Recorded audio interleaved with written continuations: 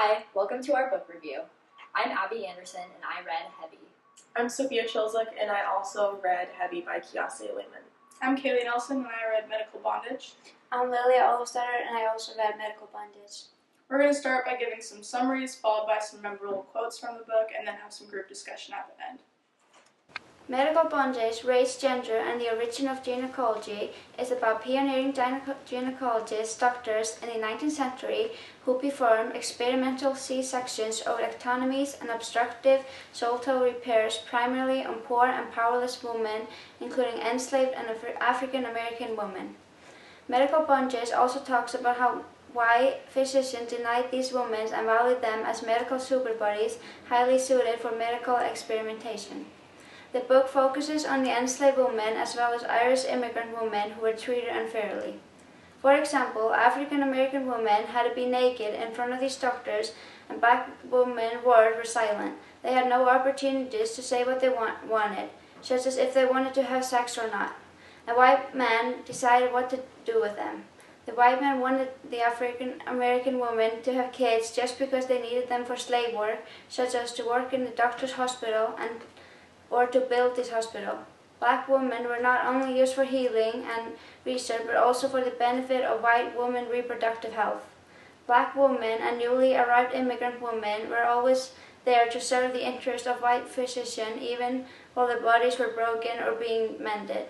In the beginning of the book, she describes how the first women's hospital was built on a slave farm, and it was founded for doctors' training.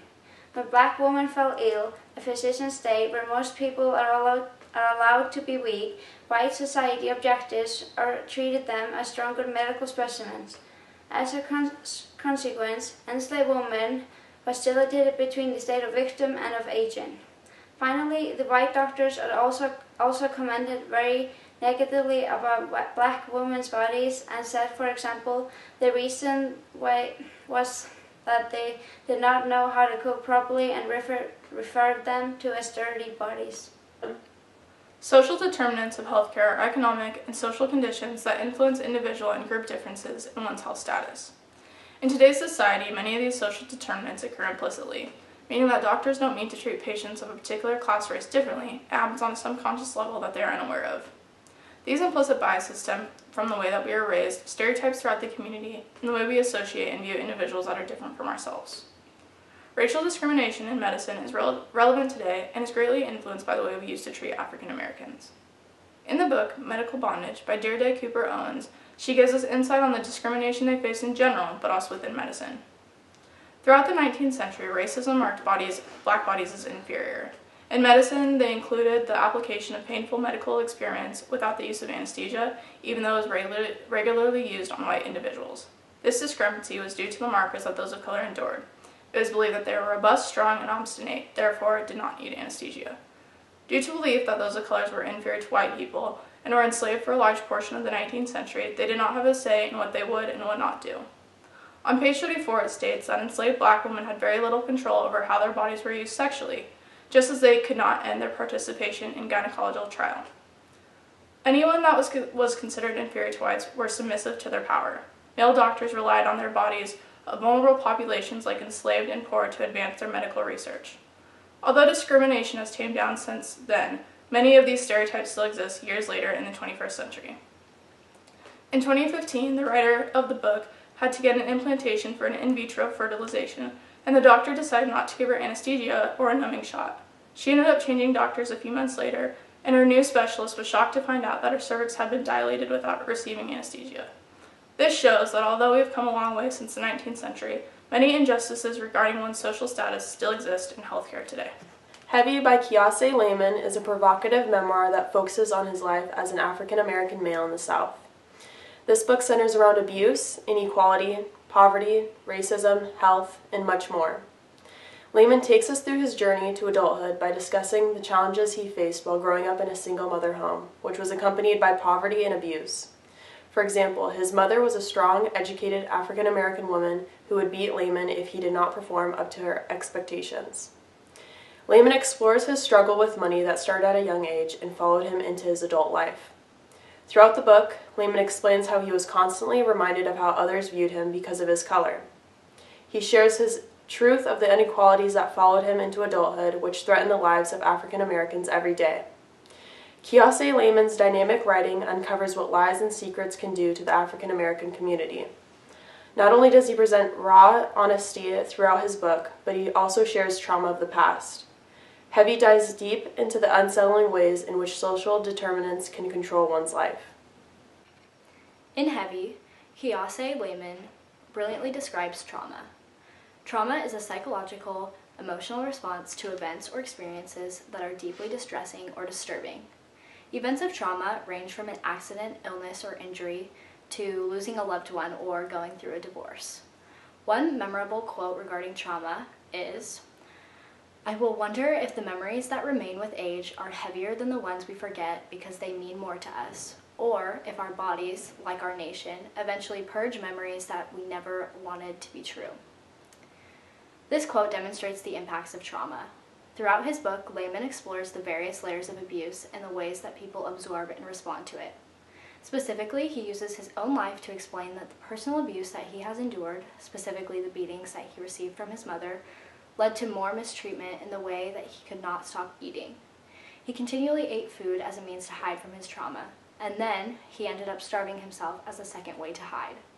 Certainly, he proves that trauma takes a toll on our bodies and spirits. Another important quote from his book is, "America seems filled with violent people who like causing people pain but hate when those people tell them that pain hurts." This quote speaks to the nature of trauma that Laymon describes in his book. In his memoir, Laymon is extremely vulnerable with his readers. He goes into great detail of the experiences in his life. He speaks to experiences in which the world was awful to him, and experiences where he was accidentally awful to others. In this quote, Laymon speaks from experiences to offer a mature, reflective perspective on the defining aspects of his life. Particularly, he reveals his observation that America is full of people inflicting pain on each other and refusing to show remorse. Laymon's comment truly explains why trauma is prevalent and continues in a never-ending cycle. I think it's important for students who want to become a professional in medicine to be aware of what has been going on in the past and understand how far we have come and what we still need to be fixed in order to have our society better.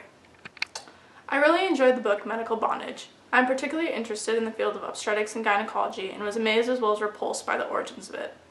I had no idea that slaves were victimized in this way and must get credit for their profound influence on the advancement of obstetrics and gynecology throughout the 19th century. Heavy by Kiese Laymon is a provocative memoir that focuses on his life as an African American male in the South. This book centers around abuse, inequality, poverty, racism, health, and much more. Laymon takes us through his journey to adulthood by discussing the challenges he faced while growing up in a single-mother home, which was accompanied by poverty and abuse. For example, his mother was a strong, educated African-American woman who would beat Laymon if he did not perform up to her expectations. Laymon explores his struggle with money that started at a young age and followed him into his adult life. Throughout the book, Laymon explains how he was constantly reminded of how others viewed him because of his color. He shares his truth of the inequalities that followed him into adulthood, which threaten the lives of African Americans every day. Kiese Laymon's dynamic writing uncovers what lies and secrets can do to the African American community. Not only does he present raw honesty throughout his book, but he also shares trauma of the past.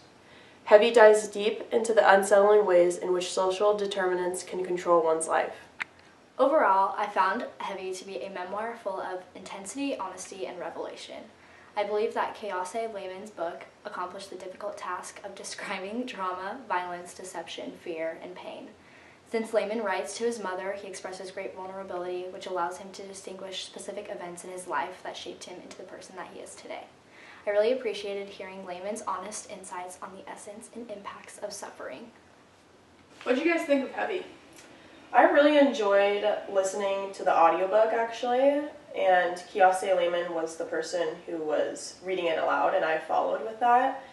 And I enjoyed listening to the audiobook more so than reading it because I was able to hear his emotion with the struggles he faced within the African American community in the South, and just how much that affected him. Like, the emotion that he portrayed within his voice was very powerful, and it opened up my eyes, just the story, the narrative, opened up my eyes to how these social determinants can really impact different populations. So, yeah.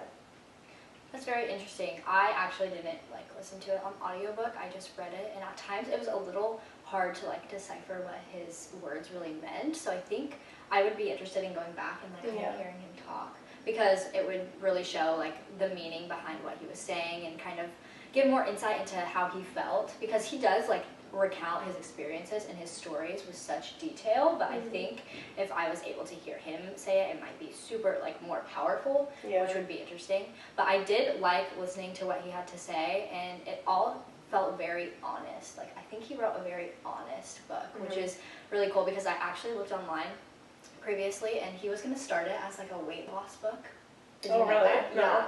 So he was going to like write about how he lost so much weight, and then he decided like, well, actually his proposal, he was like, I weigh this much, and he was already lying about it. So he was like, oh, I can't do this. Like, I need to be honest.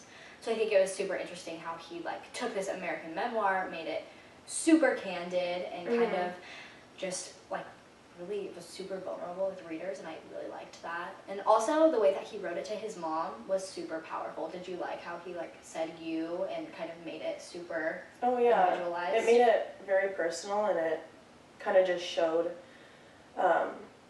it gave me like a deeper understanding of personal narratives within these like social determinants that affect people, and also connecting back to what you were saying about how he was going to make it about a weight loss book. He said in the beginning of the book that he wanted to write a lie, which kind of ties into that, which he is actually telling the truth and being honest throughout the book, which I thought was really cool that he started off like that. Yeah, very interesting.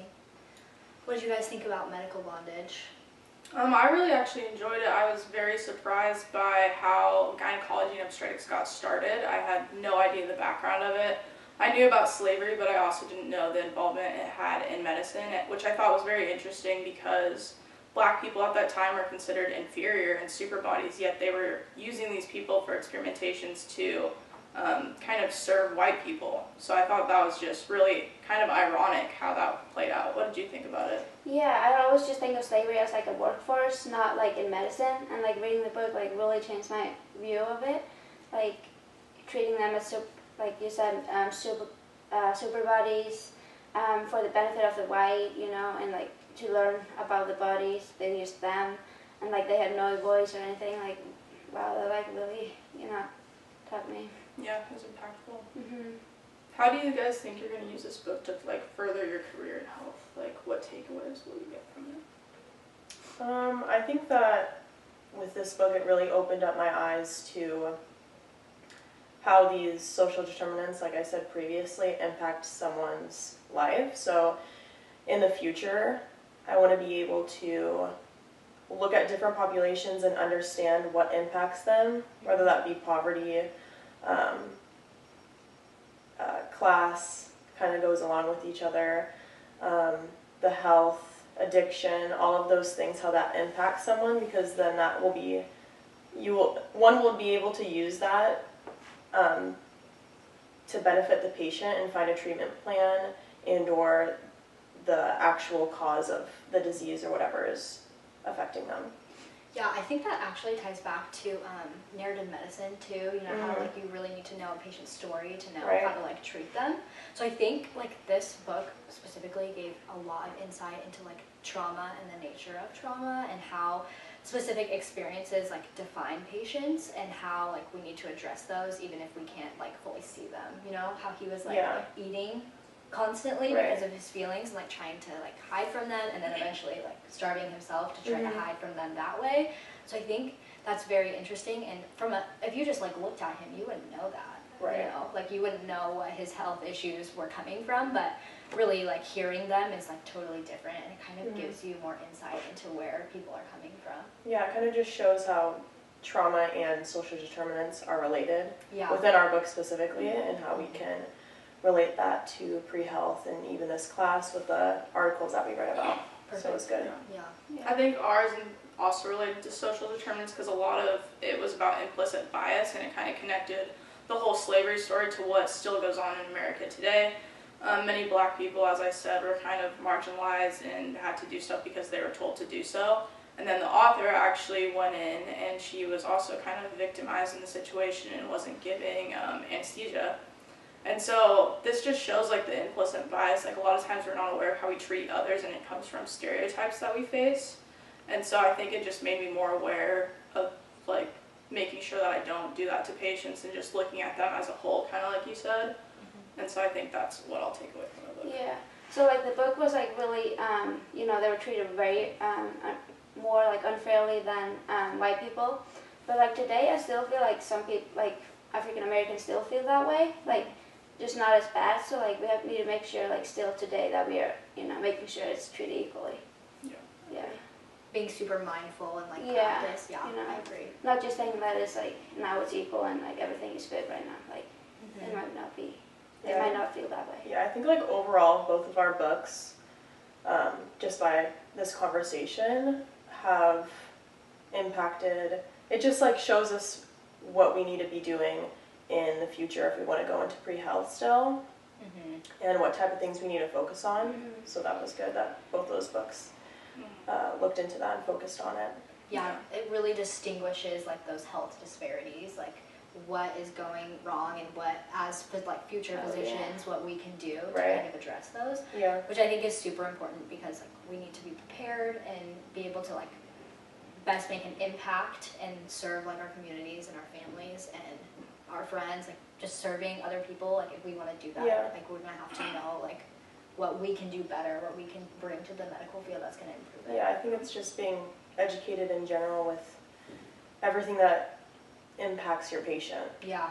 Is really important for treatment and a cure. So I think for me too, like my book was about obstetrics and gynecology, which is a career I'm interested in, and I had no idea the upbringing of it. So I think just reading the book just better educated me on how it got started too. Yeah, and like in PPHS, like we learn about like how medical school is not just about the grades, it's also about like what you do outside of it.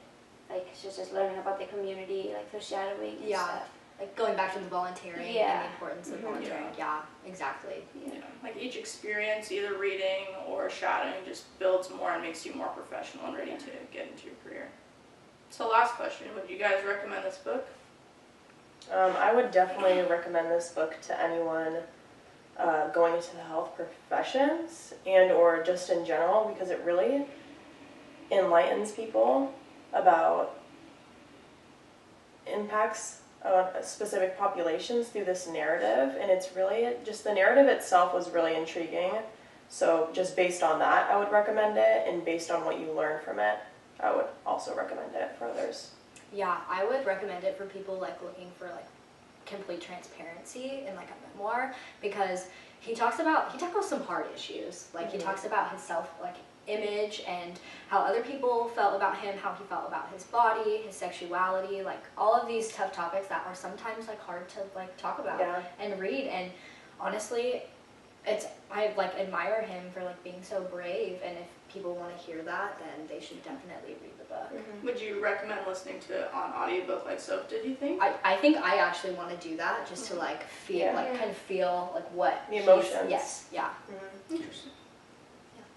Yeah, I think I would also recommend it too. I think it's especially for those that are interested in gynecology and obstetrics, like you need to know the background of how your field got started, but also just to everyone else, because it shows like a branch of medicine and how we kind of victimize this group, and then yes, we benefited from it in the long run, but we also need to be aware of that and make sure that we're still not doing that today. Yeah, I would recommend the book just to anyone, but like more specifically medicine, but like because it's really good for like. It's really good for what? What were you gonna say? I feel like. Just like getting to know like patients and their backgrounds, kind of, or like where patients have come from, kind of like historical. Yeah, like slavery is like everyone knows slavery, you know, and I feel like people should know like all about it, not just like like, specific details of it. Yeah, not just like the surface. Yeah. Yeah, there's a lot about slavery that I learned from that book that I was unaware of before. They suffered a lot. Cool. Well, it's very interesting. I'll have to check out your guys' book. Yeah, yours too.